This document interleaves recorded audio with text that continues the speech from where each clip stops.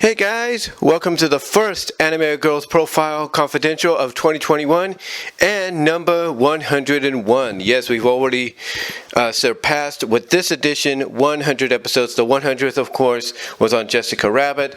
This one, however, is on a character that I've been considering talking about, and it wasn't until recently that I figured, why not talk about her? Because there is one episode in particular, in my opinion, that really, made people fans of her, really got people behind her, even to this day. And of course, we're talking about, and obviously the title says it best here, and if the picture doesn't give away by now, I don't know what does. We're talking about Sonja, or Sonja, if you will. It's S-O-N-J-Y, so Sonja. And she is known as the girlfriend of Heathcliff. And Sonja, for most of her run, since the beginning of the franchise, books and as well as animation, has been a decent character. I mean, obviously she was improved on from a character perspective in the 1980s, the mid to late 80s, Heathcliff cartoon, Heathcliff and the Cadillac Cats. And I will say this, if there was any character, obviously, that did need a big improvement, in the eyes of a lot of people, it was her. It was definitely her. I mean, here's the thing. Her history is a unique one because depending on what you would interpretate as true Heathcliff medium, she was looked at from many different perspectives. One, there were stories where she would literally become the mother of Heathcliff's kittens. Heathcliff and her would, well, obviously, it's implied in some classic comic strips and collector books of those strips. It's implied that they would do it to it, if you know what I mean. So she would end up having a litter of kittens, which obviously off panel, they would have to, give away. Like they would let them grow to a decent size, healthy enough and all that, and then give them away. But most of the other times they were never addressed again. They were never addressed. And, because of the fact that it was non-continuity, it was just like a one-shot deal. And I don't know much about her presence in the Heathcliff and Dingbat, and then later on Heathcliff and Marmaduke cartoons that they did in the late 70s, early 80s. I don't know much about her role there. I don't know if she had any moments, to herself to where she would, get confrontational, or she was just the love interest, the femme fatale, whatever the case may be. But when it came to her role in the Heathcliff and Cadillac Cats series, like I said, if there was any character in the Heathcliff franchise that needed real improvement in character development, it was her, and she was given that in the 1984 to 1987 Heathcliff animated series. She was given that, and she was given that in a huge way. Now, true, some might say, well, that wasn't too much development, and that might be true. That might be true. That maybe that wasn't too much development in some cases. But again, a lot of these short stories would be dependent on whoever wrote them. And whoever wrote them would basically, either make Sonja someone that would kind of be in that early, and kind of in that role that Olive Oyl was in the classic Popeye shorts from the late 30s to the mid 50s. And that is the fact that Olive, and I think I said this in the video I did on her, would be oblivious to the fact that the guy that she was always falling for would end up being a jerk, and she'd always end up back in Popeye's arms. Well, Sonja wasn't too much in that category. I mean, she was at times, but not too much.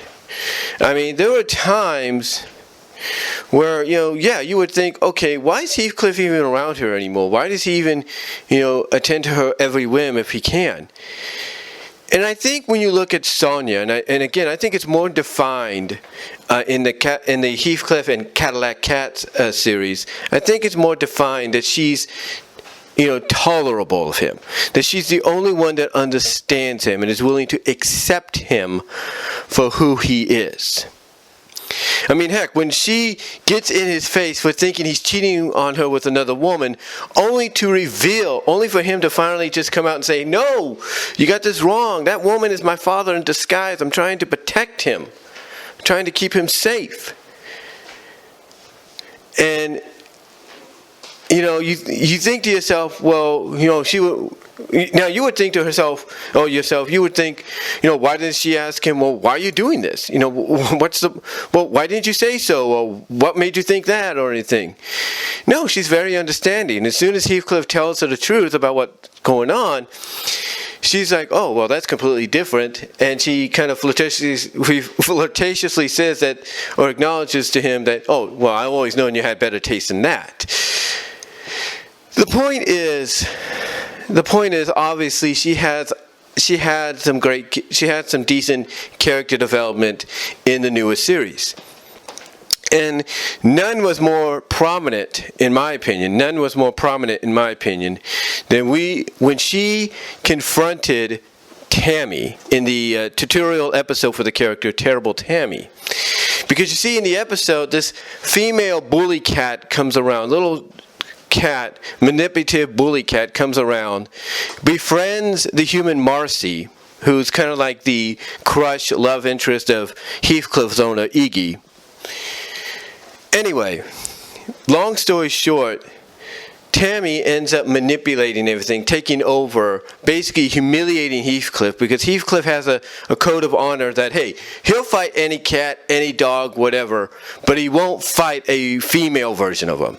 In other words, male, fine. Female, that's going across the line for him. So what happens is, Tammy causes a rift between Sonja and Heathcliff. But then later on, Sonja finds out the truth. She's like, wait a minute. Because what happens is she's walking by a fence and she overhears Tammy gloating to these other two female cats, obviously her BFs.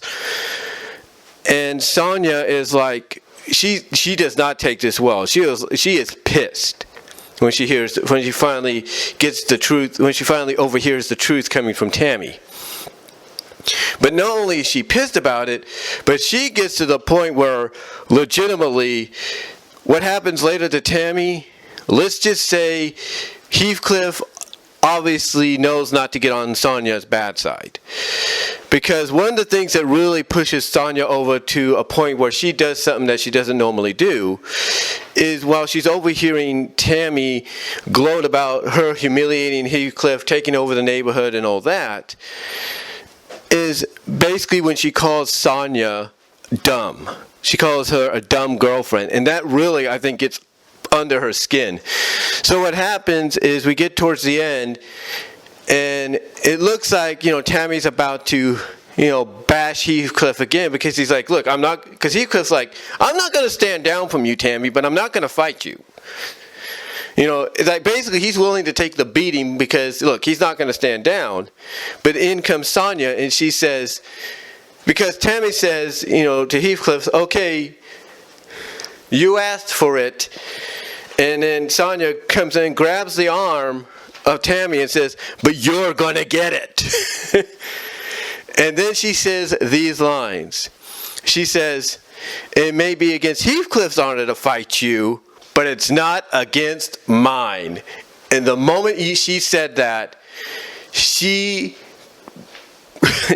and Tammy get into a fight, legitimately, a legitimate cat fight.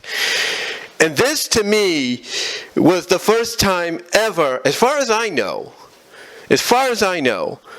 and maybe I have to go back and rewatch the episodes with her in them, but this is the first time, as far as I know, that Sonja has ever physically gone full Heathcliff fight mode, if you know what I mean, with another cat. I mean, we've seen Cleo do it. We've seen Riff Raff's girlfriend Cleo in the Cadillac Cat shorts do it on several occasions. Maybe not as much, but on several. Here, here, this is one of those rare times that Heathcliff's girlfriend actually does it.